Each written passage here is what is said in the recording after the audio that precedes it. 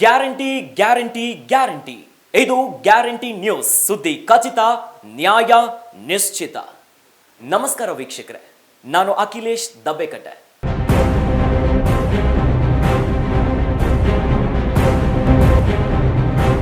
ಕಾಶ್ಮೀರ ಬೇಕು ಬೇಕು ಅಂತ ಬಾಯ್ ಬಡ್ಕೊಂತಿದ್ದ ಪಾಕಿಸ್ತಾನ ಪಾಪರಾಗಿ ಹೋಗ್ಬಿಟ್ಟಿದೆ.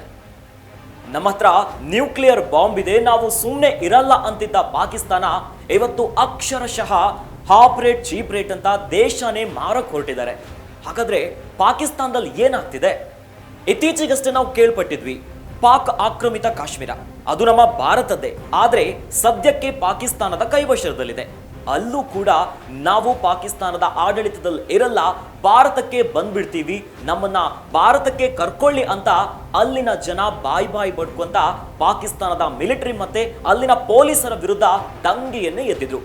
ಯಾಕಂತಂದ್ರೆ ಪಾಕಿಸ್ತಾನದ ಪರಿಸ್ಥಿತಿ ಹಂಗಿದೆ, ಪಾಕಿಸ್ತಾನ ಬರ್ಬಾದಾಗ್ಬಿಟ್ಟಿದೆ. ಹಾಗಾದ್ರೆ ಪಾಕಿಸ್ತಾನದ ಸದ್ಯದ ಪರಿಸ್ಥಿತಿ ಹೆಂಗಿದೆ ಅಂತ ನೋಡೋದಾದ್ರೆ, ಪಾಕಿಸ್ತಾನ ಅಂತೂ ಮೈ ತುಂಬಾ ಸಾಲ ಮಾಡ್ಕೊಂಡಿದ್ದಾರೆ. ಇವತ್ತು ಸಾಲವನ್ನ ತೀರ್ಸ್ಲಿಕ್ಕೆ ಆಗದೆ ಇರುವಂತ ಪರಿಸ್ಥಿತಿಗೆ ಬಂದು ತಲುಪಿದ್ದಾರೆ. ಹಾಗಾದ್ರೆ ಪಾಕಿಸ್ತಾನ ಜನ ಏನ್ ಮಾಡ್ಬೇಕು ಹೇಳಿ? ಅಲ್ಲಿನ ಜನ ಇವರು ಕೊಡುವಂತ ಟ್ಯಾಕ್ಸಿನ ಟಾರ್ಚರ್ ತಡಿಯಕ್ಕಾಗ್ದೇನೆ ಬೇಸತ್ತು ಹೋಗಿದ್ದಾರೆ. ತಿನ್ನೋ ಪ್ರತಿಯೊಂದು ಊಟಕ್ಕೂ ಕೂಡ ಡಬಲ್ ಟ್ಯಾಕ್ಸ್ ಕಟ್ಟಿ ಬೇಸತ್ತು ಹೋಗಿದ್ದಾರೆ. ಆದ್ರೆ ಪಾಕಿಸ್ತಾನದ ಸರ್ಕಾರ ಚೈನಾದ ಜೊತೆ ಸೇರಿ ಅವರಂತೂ ಇವರನ್ನ ಮಂಗನ ಮಾಡ್ತಿದ್ದಾರೆ. ಇನ್ನು ನರಿಬುದ್ಧಿಯ ಚೀನಾ ಅಂತೂ ಸರಿಯಾಗಿ ಪಾಕಿಸ್ತಾನವನ್ನ ಯೂಸ್ ಮಾಡ್ಕೊಂತಿದೆ.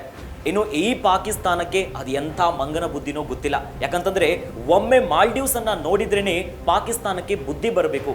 ಚೈನಾ ನರಿ ಬುದ್ಧಿಗೆ ಸಿಕ್ಕಿ ಮಾಲ್ಡೀವ್ಸ್ ಅಂತೂ ಆರ್ಥಿಕ ಬಿಕ್ಕಟ್ಟನ್ನೇ ಅನುಭವಿಸ್ತಾ ಇದೆ. ಆದ್ರೆ ಇದೇ ರೀತಿಯಾಗಿ ಈಗ ಪಾಕಿಸ್ತಾನ ಕೂಡ ನಡುತ್ತಾ ಇದೆ. ಪಾಕಿಸ್ತಾನ ಹತ್ರ ದುಡ್ಡಿಲ್ಲ, ಅಲ್ಲಿ ಮಿಲಿಟರಿ ಸರ್ಕಾರ ಇದೆ. ಪಾಕಿಸ್ತಾನವನ್ನ ಅಲ್ಲಿನ ಮಿಲಿಟರಿ ಕಂಟ್ರೋಲ್ ಮಾಡುತ್ತೆ.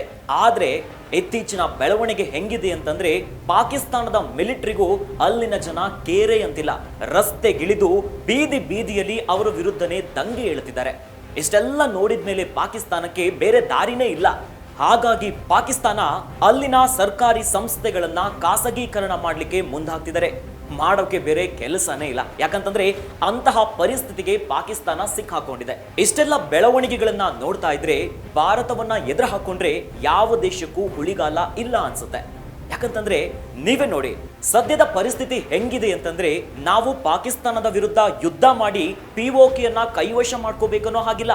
ಯಾಕಂತಂದ್ರೆ ತಾನಾಗಿನೇ ಪಿಒಕೆಯ ಜನ ನಾವು ಭಾರತಕ್ಕೆ ಬಂದ್ಬಿಡ್ತೀವಿ ಅಂತ ಹೇಳ್ತಿದ್ದಾರೆ. ಅಂದ್ರೆ ನಾವು ಸರ್ಜಿಕಲ್ ಸ್ಟ್ರೈಕ್ ಮಾಡೋದು ಬೇಡ, ನಾವು ಹೋಗಿ ಯುದ್ಧ ಮಾಡೋದು ಬೇಡ, ಅಥವಾ ಡಿಪ್ಲೊಮ್ಯಾಟಿಕ್ ಆಗಿ ನಾವು ಹೋರಾಟ ಮಾಡ್ಬೇಕನ್ನೋ ಪರಿಸ್ಥಿತಿ ಇಲ್ಲ. ಪಾಕಿಸ್ತಾನ ತಾನಾಗಿಯೇ ತನ್ನ ಗುಂಡಿಯನ್ನ ತೋಡ್ಕೊಳ್ತಾ ಇದೆ. ಯಾಕಂತಂದ್ರೆ ಅಕ್ಷರಶಃ ಬರ್ಬಾದಾಗಿ ಪಾಕಿಸ್ತಾನ ಅಂತ ಸ್ಥಿತಿಗೆ ತಲುಪಿಟ್ಟಿದೆ. ಪಾಕಿಸ್ತಾನಕ್ಕೆ ತನ್ನ ದೇಶವನ್ನೇ ಸರಿಯಾಗಿ ನಡ್ಸ್ಕೊಳಕ್ ಆಗದೇನೆ ಪಾಪರಾಗಿ ನಿಂತಿದೆ. ಇನ್ನು ಅದ್ರ ನಡುವೆ ತಾವು ಸರ್ಕಾರಿ ಸಂಸ್ಥೆಗಳನ್ನ ಖಾಸಗೀಕರಣ ಮಾಡೋ ಹೊತ್ತಲ್ಲಿ ನಾವು ಟ್ರಾನ್ಸ್ಪರೆನ್ಸಿಯನ್ನ ಮೇಂಟೈನ್ ಮಾಡ್ತೀವಿ ಅಂತ ಹರಾಜಿನ ಪ್ರಕ್ರಿಯೆಯನ್ನ ಎಲ್ಲರ ಮುಂದೆ ಲೈವ್ ಆಗಿ ಟಿವಿ ಚಾನೆಲ್ಗಳು ಅದನ್ನ ಟೆಲಿಕಾಸ್ಟ್ ಮಾಡ್ಲಿ ಅಂತ ಕೂಡ ಬಾಯ್ ಬಡ್ಕೊಂತಿದ್ದಾರೆ.